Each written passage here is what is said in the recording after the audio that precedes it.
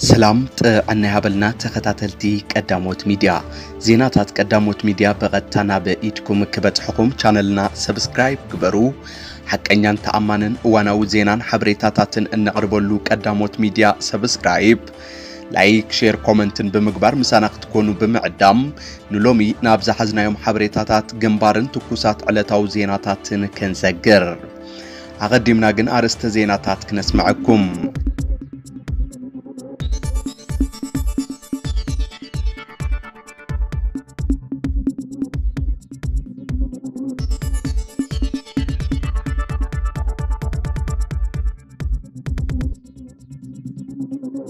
سراويت تግራይ ህዝብ ትግራይ ንምጽናት ንዝመጹ ጥምረት ወረርቲ ኃይልታት ብዝለዓለ ውፍይነትን ሞራልን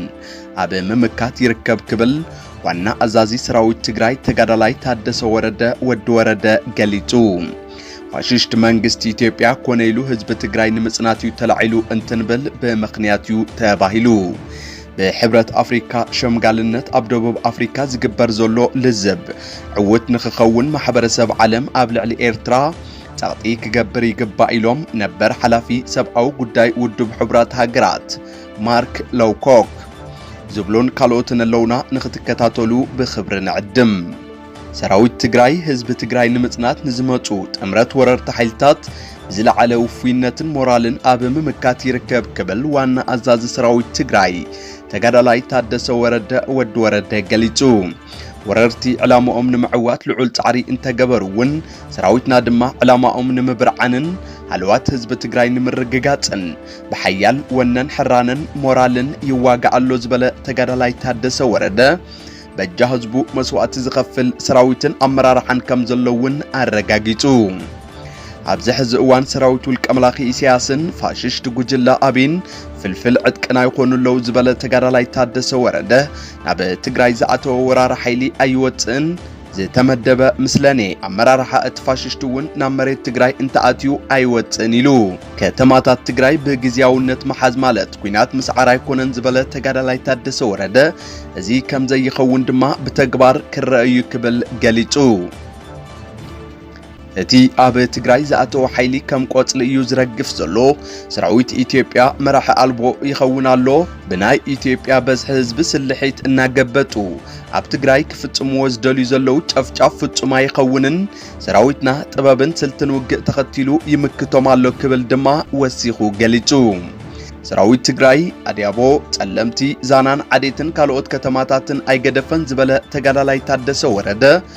በአንፈት ገንደምታ ነቀድሚት ተንቀሳቀሰ ኃይል ጸላይ ከም ዝተደምሰሰውን ገሊጹ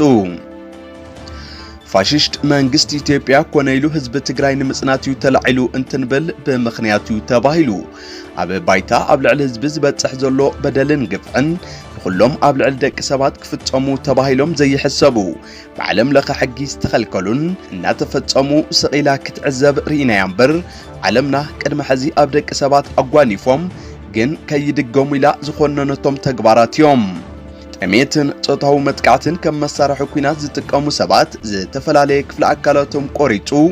ኣብ ኣፍ ደገ ገዛ ዝሰቅል ተጋሩ ብምዃኖም ጥራይ በአልማሚት ሰብ ዝርሽን ህፃናት ሰብ ጸጋ ዕድመ ሓራሳትን ጥኑሳትን በአሰቃቂ ግፍዒ ዝቀትል ስርዓት ኩሎም ኣብ ምድር ዘለው ግፍዕታት ይፈጽመሎ كما حبريتا منجست تግራይ እንተኾይኑ ኣብ ዝሓለፉ 2 ዓመታት ኣብ ኣስታት 120 ሽሕ ደቂ ኣንስትዮ ትግራይ ብዝተፈላለየ መንገዲ ዝግለጽ ጾታዊ መጥቃዕትታት ከም ዝበጽሐ እዩ ካብቲ ጾታዊ መጥቃዕቲ ብዝዘለለ ድማ ካልኦት ዓበይቲ ማህሰይትታትን ንኽትሓስቦም ዝኸፍኡ ተግባራትን እዮም ተፈጺሞም ንዝጀመሮ ገበንዘር ምጽናት ብዝተራቀቀ መንገዲ ዝቕጽለሉ ዘሎ ፋሽስት መንግስቲ ኢትዮጵያ ተደሲቁ ካብ ዝወጸሉን ነዊሕ ዘይጸንሐሉን መሬት ትግራይ ከም መሓድረ ይክብል ካብ ሕሉፍ ጌጉኡ ከይተምሃረ ሕዝውን ንትግራይ ከም መሓድሩ ብዝብል ግዚያዊ ምምሕዳር አጣይሹ ከም ዝለኣኸ ተፈሊጥሎ ምስቲ ናብ ትግራይ ዝተልኣኸን ኣብ ሽረ ከዓርፍ ተገይሩ ዘሎ ግዚያዊ ምምሕዳር ህዝቢ ክጭፍጭፉን ከበሳብሱን ዝተልኣኹ አባላት ፌደራል ፖሊስውን ከም ዝተሰደዱ ተፈሊጥሎ ዞም ንግዚኡ ቁጥሪ ክውስኽ ብዝኽእልን ክሳብ ሕዚ ብዘሎ ሓበሬታ መሰረት بسلسته عبيتي ناي سبات تشكركرتي نافتا ختما زاتو አባላት ፌደራል ፖሊስ ቅድም ክብል አማህደሮም ብዝተተሓሓዘ ሓበሬታ መሰረት ኣብ ዶሞም ኤችአይቪ ቫይረስ ዘለዎም አባላት ፖሊስ ምዃኖም እውን ንምፍላጥ ተኻኢሉሎም ፈለማ መፀዋዕታ ከም ዝተገበረሎምን ድሕሪ ዝተወሰነ መብርሂ ንኣርሜናዊ ተግባር ናብ ትግራይ ልኡኽ ሒዞም ከም ዝተሰደዱ ተፈሊጡሎም እዚ ተግባር ፋሽስት ኢትዮጵያ ናይቲ በቀጻሊ እናፈጸሞ ዝመጸን ካብቲ ቅድመ ሕዚ ዘካይዶ ዝነበረ ገበን ብዝተራቀቀ መልክዑ ህዝቢ ብምሕማም በኪሉ ሰንሰን ከብሎ ብዝተዋደደ መልክዑ ዝፍጽሞ ዘሎ እንስሳዊ ተግባር ምዃኑ እውን ተፈሊጡሎም ምዚ ሓበሬታ ብዝተሓሓዝ ፋሽስት ሰራዊት ኢትዮጵያን ወራሪ ሰራዊት ኤርትራን ናብ ዞባ ምዕራብ ትግራይ ካብ ዝኣቱ ናብዚ ኣብ ዘሎ ግዜ ብዙሓት ጾታዊ መጥቃዕትታት ከም ዝፈጸመን 39 ዝኾኑ ገዛውቲ ከም ዘዕነወን ንምፍላጥ ተኻኢሉሎም بحبرة أفريقيا شمالነት ኣብ ደቡብ ኣፍሪካ ዝግበር ዘሎ ልዝብ ዕውት ንኽኸውን ማሕበረሰብ ዓለም ኣብ ልዕሊ ኤርትራ ጸጥታ ክገብር ይግባእ ኢሎም ነበር ሓላፊ ሰብኣዊ ጉዳይ ውድብ ሕብራት ሃገራት ማርክ ሎውኮክ እቶም ነበር ሓላፊ ሰብኣዊ ጉዳያት ንብሪፊንግ ዝተባሃለ ማዕከን ዜና ኣብ ዝሃብዎ ሓሳብ ህዝቢ ትግራይ ዝገብሮ ዘሎ ቃልሲ ህላወ ምዃኑ ገሊጾም ሕቶ ህዝቢ ትግራይ ዝኾነ ህዝቢ ዝሓቶ ቅኑዕ ሕቶ ምዃኑ እውን ማርክ ሎውኮክ ወሲኾም ገሊጾም እዮም ብተወሳኺ ብዛዕባ ብሸምጋልነት ሕብረት ኣፍሪካ ሳልጥ ዘሎ ልዝብ ሰላም ኣመልኪቶም ሓሳብ ዝሃቡ እቶም ነበር ሓላፊ ሰብኣዊ ጉዳያት እቲ ልዝብ ሰላም ዕውት ንኽኸውን እቲ ጸገም ብዘላቕነት ዕልባት ንኽረክብን ማሕበረሰብ ዓለም ኣብ ልዕሊ ውልቀ መላኺ ኢሳያስ ኣፈወርቂ ጸቕጢ ክገብርን ጸዊዖም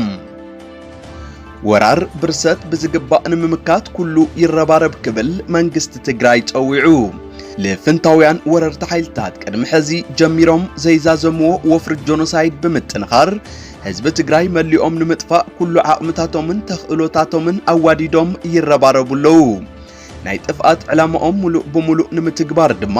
ህዝቢ ትግራይ ከም ህዝቢ ፋሕፋሒሉ ክበታተንን ክበርስን ዘኽእሎም ደብዳባት ነፈርቲ ከቢድ ብረትን ተወንጫፍን ካብ ምክያድ ብተወሳኺ እግሮም ኣብ ዝረገጽዎም ከባብታት ኣረሜናዊ ጨፍጫፍ እናካየዱ ይርከቡ ባህርን መንነትን ፋሽስታዊ ጉጅለ አብይ አሕመድን ውልቀ መላኺ ኢሳያስ ኣፈወርቅን ብዝግባእ ዝፈልጥን ዝርዳእን ህዝቢ ትግራይ ግን ሎሙውን ከም ትማሊ ሓድነቱ ኣስጢሙ ግንባርን ደጀንን ረቢቡ ብጽንዓት ይገጥመሎ ኢሉ ሓየት ሰራዊትና ድፋዕ ህልውናና ኣይነስብርን ብዝብል እምነት ሕድሪ ወኒኑ ብዝገርም ጽንዓትን መስተንክራዊ ጅግንነትን እናተኳሸሐ ታሪኻዊ ተጋድሎ የካይደሎ ንቐጻልውን እንተኾነ ዋሕስ ህልውና ህዝቢ ትግራይ ቃልስን ጥራሕዩ ነዚ ድማ ዕድምኡ ንምግዳል ዝበጽሐ ኩሉ መንእሰይ ትግራይ ናብ ምግዳል ከዓስልን ኣብ ጎኒ ጀጋኑ ኣሕዋቱን ኣሓቱን ኮይኑ ታሪኽ ክሰርሕ ይግባእ ተባሂሉ ኣብ ውሽጥን ኣብ ወጻን ዘሎ ሕድሕድ ተወላዲ ትግራይ ቅድመ ሕዚ የካይዶ ዝነበሮ ተሳትፎ ዝያዳ ብምሕያል ኣብ ናይ ህልውና መኽትዕ ብዝለዓለ ብርኪ ክሳተፍን ልዑል ኣስተዋጽኦ ክገብርን መንግስቲ ትግራይ ይጽውዕ ፍትሓዊ ዕላማ ሒዝና ሓድነትና ዝያዳ ዓቂብና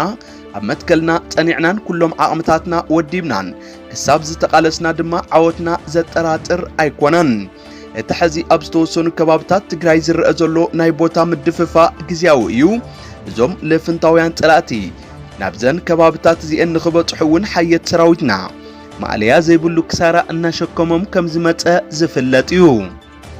ብቐጻልውን ኣብተን ዝኣተውለን ከባብታት ትግራይ ተዋሒጦም ክተርፉ እዮም ክብል መንግስቲ ትግራይ ኣፍሊጡሎ ዝብሎን ካልኦትን ነይሮም ንምክትታልኩም ኣዚና ነመስግን ሰላም